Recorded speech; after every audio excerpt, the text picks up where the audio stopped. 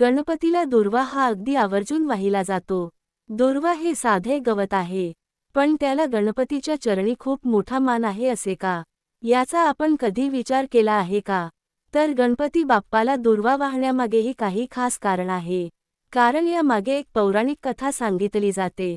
पौराणिक कथेनुसार अन्लासूर नावाचा एक दैत्य होता।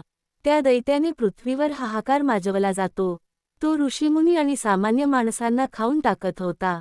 त्याच्या जाचाला कंटाळून सगळ्या ऋषींनी भगवान शंकराकडे धाव घेतली। त्यांना अन्लासूरबद्दल सांगितले। भगवान शंकराला त्याचा वध करण्याची विनंती देखील केली। त्यावर भगवान शंकर म्हणाले, या राक्षसाचा वध करण्यासाठी गणेश योग्य आहे। भगवान शंकराची आज्ञा घेऊन अन्लासूराला मारण्यासाठी गणेश बाहेर पडला। त्याने अन्लासूराला गिळून टाकले। अन्लासूराला गिळल्यामुळे गणेशाच्या पोटात दाह होऊ लागला। हा दाह शांत करण्यासाठी काश्यप ऋषींनी 21 दुर्वा एकत्र करून त्या बाप्पाला खाण्यास दिल्या। त्या दुर्वा खाऊन बाप्पाला आराम पडला। त्या दिवसापासून बाप्पाच्या पूजेमध्ये दुर्वाचे एक खास स्थान आहे।